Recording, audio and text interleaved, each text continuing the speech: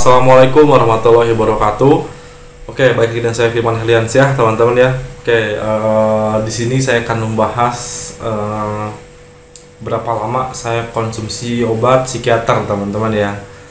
Oke, jadi sebelum jauh, seperti biasa ya, saya mengucapkan selamat berbuka puasa karena video ini dibuat setelah azan maghrib, teman-teman ya. Oke, jadi semoga puasa hari ini lancar teman-teman ya, sampai nanti mau lebaran teman-teman ya. Semoga kamu diberi kesehatan, rizki yang banyak berlimpah serta barokah teman-teman ya. Amin. Oke, jadi di video sekarang saya akan bahas berapa lama saya konsumsi obat psikiater. Sebetulnya ini udah saya jawab ya di video sebelumnya. Mungkin kalian kurang nyimak ya, atau udah tenggelam videonya, atau bisa kamu scroll lah. Tapi di sini saya bahas lagi karena di Instagram saya terlalu banyak ya, jadi saya riset semua pertanyaan kalian. Memang pertanyaan ini paling banyak untuk sekarang, tapi sebelumnya beda lagi ya. Itu orang anxiety, takutnya beda-beda. Oke, jadi ini adalah pertanyaan yang paling banyak di bulan kemarin ya, karena sekarang udah awal bulan ya, bulan kemarin ya. Berapa lama saya konsumsi obat psikiater? Oke teman-teman ya. Oke, jadi sebelum saya menjawab, ini ada semacam disclaimer lah. Jadi di sini saya nggak menyuruh kalian untuk mengambil keputusan, nggak sama sekali teman-teman ya. Terus kalau ada yang baik buat kalian boleh diikuti, yang nggak boleh dijauhi. Tapi saya nggak nyuruh kalian buat mengambil keputusan di sini teman-teman ya.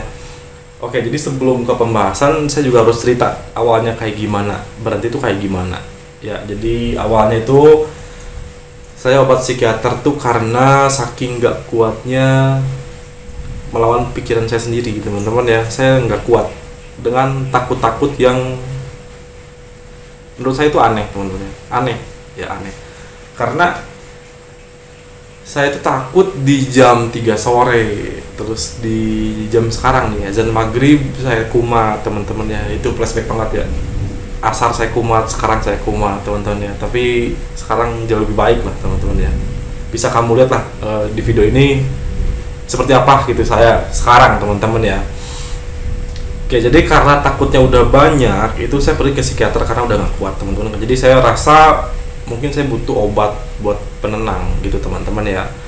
Oke, jadi saya pergilah ke psikiater teman-teman ya, walaupun emang saya sebelum ke psikiater ke psikolog dulu ya teman-teman ya. Itu udah saya ceritain lah kayak gimana, ceritanya panjang soalnya ya. Oke, jadi sekarang saya cerita di psikiater aja teman-teman ya, karena dari psikolog itu kamu nggak nanya, langsung ke psikiater teman-teman ya. Oke, jadi pergi ke psikiater, terus saya ditanya gimana keluhannya, terus saya ceritain semuanya teman-teman ya. Kalau saya tuh takut aneh lah, takut sore, takut maghrib teman-teman ya.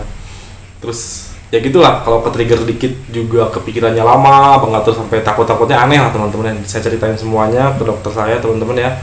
Kemudian beliau ngasih saya obat ya, obat psikiater. Nah itu pulanglah ke rumah ya, pulang ke rumah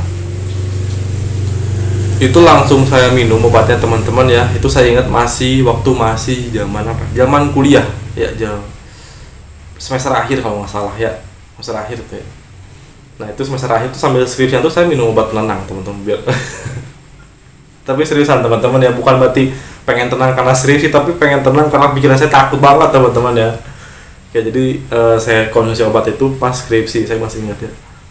Nah setelah minum obat itu ya, entah kenapa ya, yang saya rasain tuh jadi memang tenang teman-teman, tenang. Tapi gimana ya, gini loh, awal pertama ya minum obat itu pertama tenang, kedua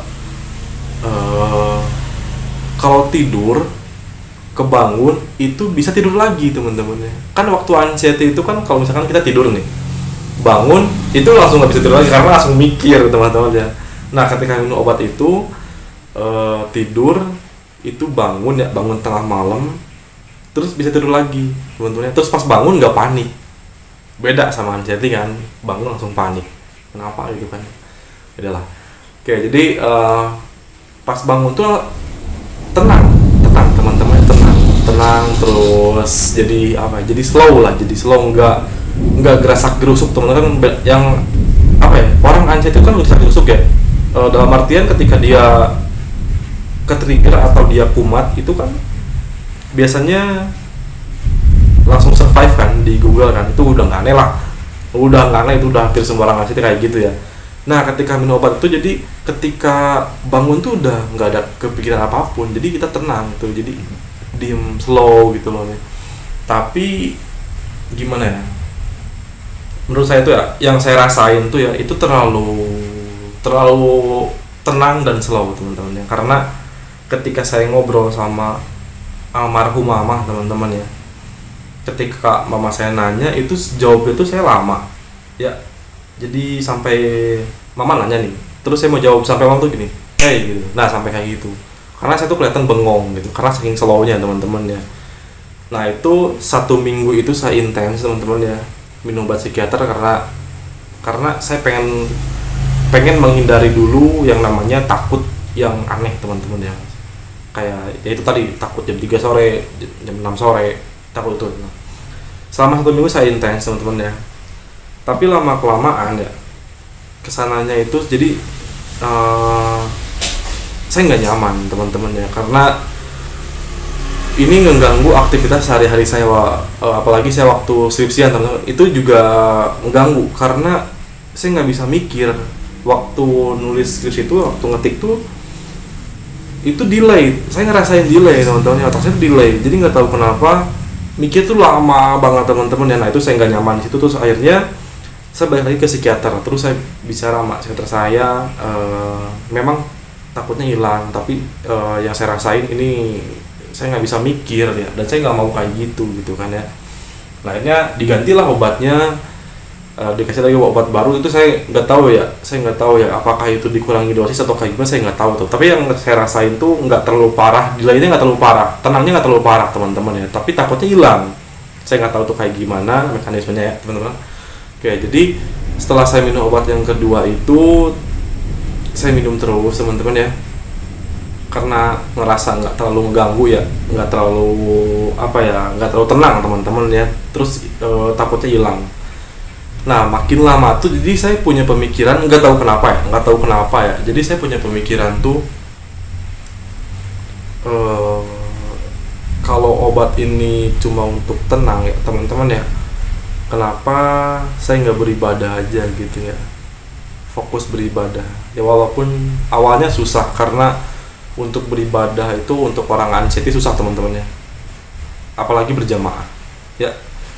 Ya tapi ya entah kenapa juga saya bisa benar-benar total hindarin obat penenang itu, terus saya bisa fokus ke beribadah teman-teman ya, karena saya juga punya pemikiran bahwa beribadah itu bukan hanya tenang pikiran doang, tapi hati juga ikut tenang teman-teman ya. Itu yang saya rasain sekarang, itu hikmah sekarang teman-teman ya.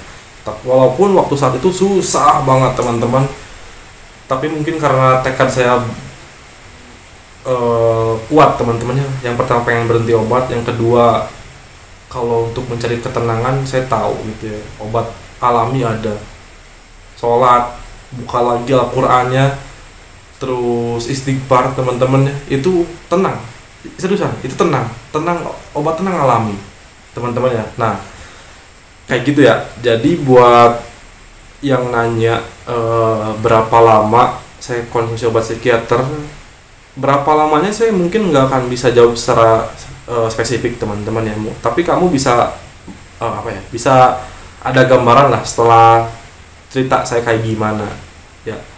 Karena di sini bukan saya berarti nggak mau ngasih tahu berapa lama, karena saya tahu orang anxiety itu ya, kalau saya bicara ya, saya minum obat selama 3 bulan, 4 bulan, 5 bulan, itu bakal disama-samain, sugestinya bakal sama teman-teman ya. Nah ketika kamu 3 bulan nggak sembuh, pasti punya pemikiran kenapa ya si Firman 3 bulan udah lepas, ini udah lepas, tapi saya belum. Nah saya nggak mau memperibet pikiran kalian teman-teman ya.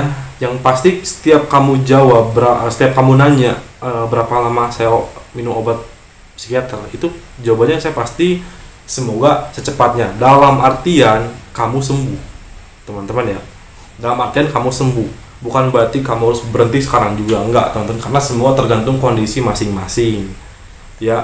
Nah kayak gitu teman-teman ya buat ceritanya. Oke, jadi mohon maaf kalau misalkan saya nggak ngasih tahu berapa lama nih ya, saya tahu lah orang itu kayak gimana ya, selalu sama-samain, makanya jangan sama-sama gitu. Semoga sepatnya aja, udah segitu aja ya. Oke, jadi teman-teman kan gitu aja videonya ya.